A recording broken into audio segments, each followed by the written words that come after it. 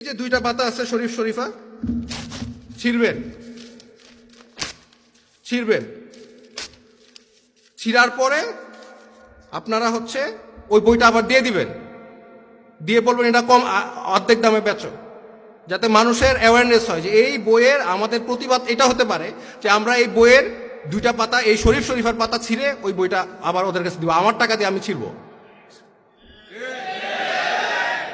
দেখেন, আপনারা অনুমতি দিলে, আমি একজন পেশাদার দার্শনিক, আই এম আ ফিলোসফার, আপনারা অনুমতি দিলে আমি আমার প্রফেশনাল কিছু সাজেশন দিতে পারি। আমি কি দিব? ওকে, আমাদের এই বইটা আছে, এটা অলরেডি পাবলিশ, ঘরে ঘরে আছে। যাদের সামর্থ্য আছে তারা একটা কাজ করবেন, সেটা হচ্ছে বইয়ের দোকানে যাবেন, এই বইটার দাম 80 টাকা দিয়ে আমি কিনছি, বইটা কিনবেন, কিনে এই যে দুইটা পাতা আছে শরীফ শরীফা ছিড়বেন ছিড়বেন ছিড়ার পরে আপনারা হচ্ছে ওই বইটা আবার দিয়ে দিবেন, দিয়ে বলবেন এটা কম অর্ধেক দামে বেচো, যাতে মানুষের অ্যাওয়ারনেস হয় যে এই বইয়ের আমাদের প্রতিবাদ এটা হতে পারে যে আমরা এই বইয়ের দুইটা পাতা এই শরীফ শরীফার পাতা ছিঁড়ে ওই বইটা আবার ওদের কাছে দিব, আমার টাকা দিয়ে আমি ছিড়বো। আমার টাকা দিয়ে আমি বই কিনা বই ছিড়বো, দুইটা পাতা ছিড়বো, ছিঁড়ে আমি যার যে যার দোকান তার কাছেই দিব, বলবো তুমি তুমি তোমার টাকা আমি কিনছি, তোমার লাভ হয়েছে, বই আরো লাভ করো, তুমি আরো 40 টাকা লাভ করবা, হাফ দামে বেচো। খালি বাপ মারে বলবা যে এই এই এই পাতাগুলো আমরা ছিঁড়ে রাখছি এই বই থেকে, এবং এই হাফ দামে আপনি কিনতে পারবেন। এতে কি হবে, যারা অভিভাবক তারা কিন্তু এখন জানে না এই বিষয়গুলো, তখন তারা জানবে।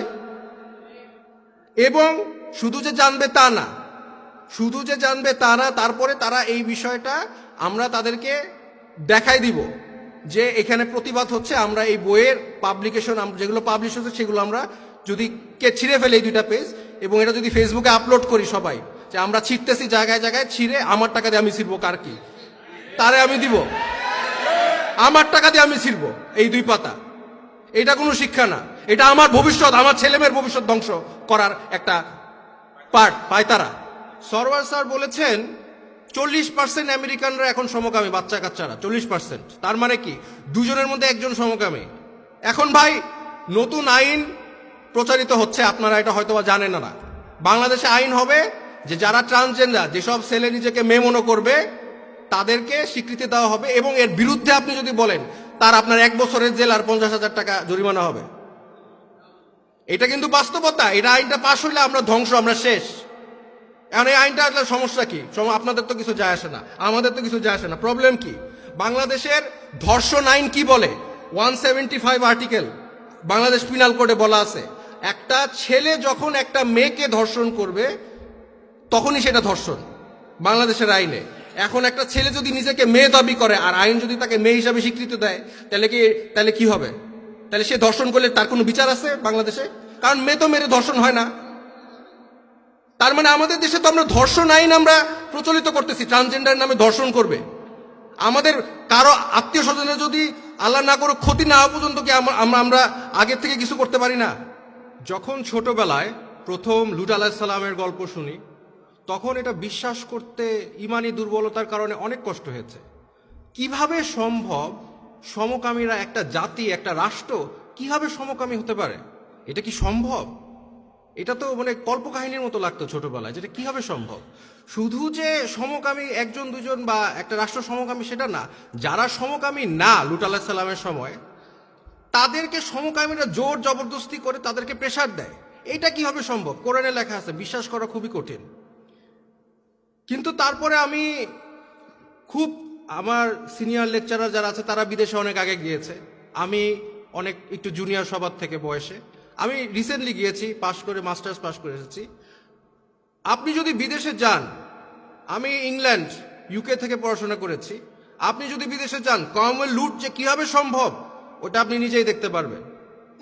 সরওয়ার স্যার বলেছেন 40% আমেরিকানরা এখন সমকামী, বাচ্চা কাচ্চারা 40%, তার মানে কি দুজনের মধ্যে একজন সমকামী। কিভাবে সম্ভব?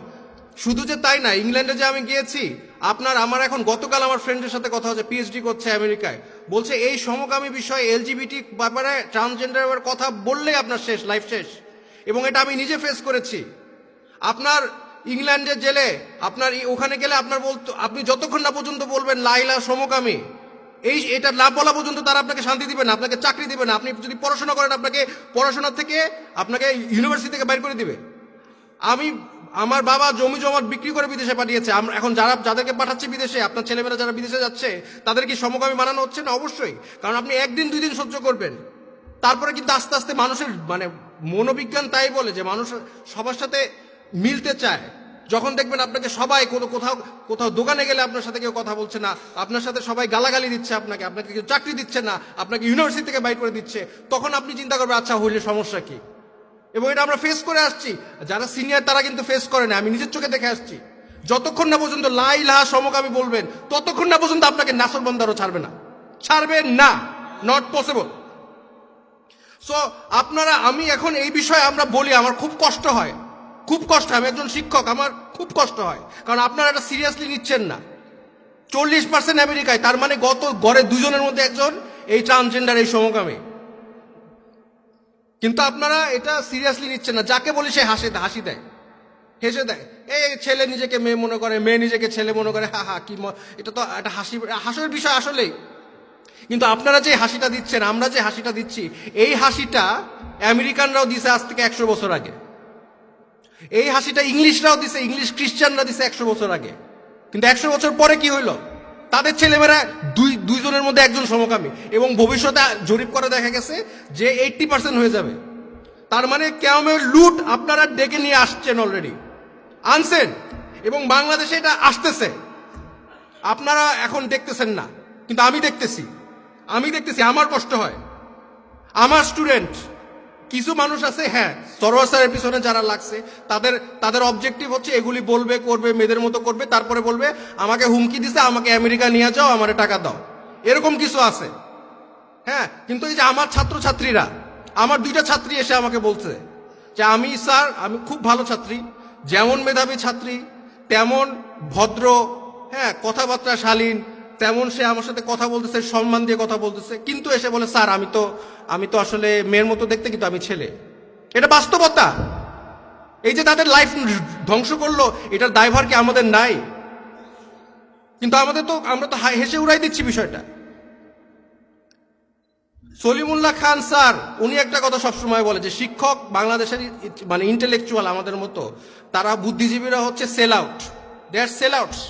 কারণ আমরা তো কিছু বলতে পারতেছি না, চাকরির ভয়, চাকরি চলে যাবে। কারণ আপনারা আমাদের সাপোর্ট দেন না অনেক ক্ষেত্রে। আমার চাকরি চলে গেলে কি আমরা কেউ আন্দোলন করবেন? কিন্তু আমরা কিছু বলতে গেলে কিন্তু আমার চাকরি চলে যায়, কিন্তু আমার ছাত্রছাত্রীদের লাইফ ধ্বংস করে দিচ্ছে। আপনাদের কাছে এটা অবাস্তব, এটা আমি বুঝতে পারি, এটা হাস্যকর, বুঝতে পারি আপনাদের কথা, এটা অবাস্তব, কিন্তু এটা বাস্তবতাটা কিন্তু আমরা দেখতে পারতেছি। আমার ছাত্রছাত্রীরা ওপেনলি বলতেছে আই এম দেম, আই এম শিহার, আই এম জেমজার। হয়ে যাচ্ছে, অলরেডি হচ্ছে। একটা সময় আপনারা বলবেন যে এরা তো এলিট সোসাইটি, আমাদের কিছু যায় আসে না। এলিট সোসাইটিরা তো রিলেশনশিপ করতো, গার্লফ্রেন্ড বয়ফ্রেন্ড, এখন তো আপনাদের ছেলেমেয়েরাও রিলেশনশিপ করে। এই এলিট সোসাইটি যখন চেঞ্জ হবে, বাকিটা অটোমেটিক চেঞ্জ হয়ে যাবে। আপনারা আপনাদের যদি এখন যদি না থামাইতে পারেন, এটা ভবিষ্যৎ অন্ধকার। আমাদের এখনই থামাইতে হবে। এখন ভাই নতুন আইন প্রচারিত হচ্ছে, আপনারা এটা হয়তোবা জানেন না।